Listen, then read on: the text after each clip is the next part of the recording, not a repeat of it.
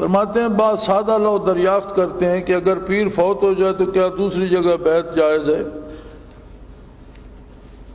اور یہ سوال اکثر آج بھی سامنے آتا ہے کہ آپ ذکر کے لیے آتے ہیں، انہوں نے پہلے کسی نہ کسی پیر صاحب سے بیعت کی ہوئی ہوتی ہے، پھر وہ بڑے اس میں مذبذب ہوتے ہیں کہ میں نے تو پہلے بیعت کی ہوئی ہے۔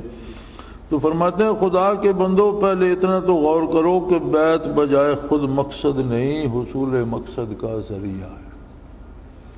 یعنی بیعت مقصد تو نہیں ہے کسی بیعت ہو جاؤ، مقصد تو اس سے برکات کا حاصل کرنا ہے، اس کا ذریعہ بیعت ہے۔ اور حضرت نے جو یہ لکھا ہے کہ میں بیعت نہیں لیتا، یہ واقعی اسی طرح تھا۔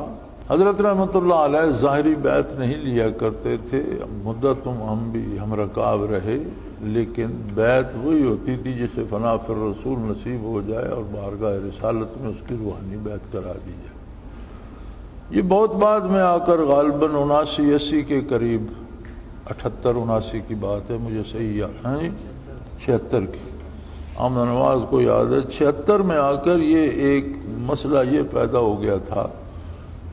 کہ لوگ خواہ مخواہ نمائشی پیروں کی ظاہری بیعت کرنے کی ہر بندے کو عادت ہے، بھاگ کر بیعت کر لیتے ہیں اور پھر اس سے خود کو پکا وابستہ کر لیتے ہیں، خواہ وہ بدعتی ہو، مشرک ہو، وہ کتنی ان میں گمراہیوں میں لے جائے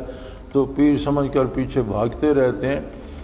تو مشائخ کے حکم سے 76 میں حضرت نے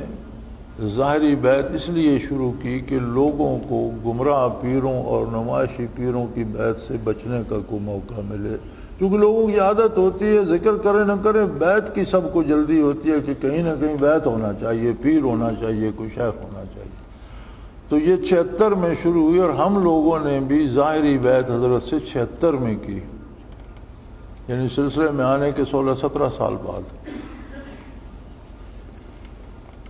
تو فرمایا یہ جو پوچھتے ہیں کہ جی میری بیعت تھی، تو بیعت تو کوئی مقصد تو نہیں ہے بیعت ہونا، تو مقصد تو ہے کہ بیعت ہو کر برکات حاصل کی جائے، مقصد تو اللہ کی رضا حاصل کرنا ہے بیعت کے ذریعے۔ بیعت ایک ذریعہ ہے تاکہ ایک کامل کی شاگردی اختیار کر کے یکسو ہو کر تعلیم حاصل کرتے رہے، ترقی کرتے۔ اگر پیر فوت ہو جانے پر آدمی کی دوسرا استاد تلاش نہ کرے گا تو ظاہر ہے اول تو اپنا نقصان کرے گا، اور اس سے بڑا نقصان یہ ہے کہ اس کے پیش نظر رسائے الہی کا حصول نہیں، شخصیت پرستی ہے۔ اب حصول علم ظاہری کے لیے لوگ ایک مدرسے میں داخل ہوتے ہیں، 5 سال میں وہ پرائمری پاس کرتے ہیں، تو کیا یہ کہیں گے کہ جی میں تو اس مدرسے میں داخل ہوں، اب مڈل میں نہیں جاتا، یا مڈل سے میٹرک میں یا کالج میں نہیں جاتا، میں تو اس سکول میں داخل ہوں لہذا میں کالج میں نہیں جاتا؟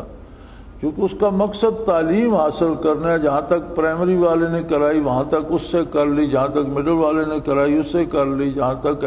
کالج والے نے کرائی اس سے حاصل کر لی۔ تو بیعت سے مقصد رضائے الہی ہے، حصول برکات ہے۔ اگر ایک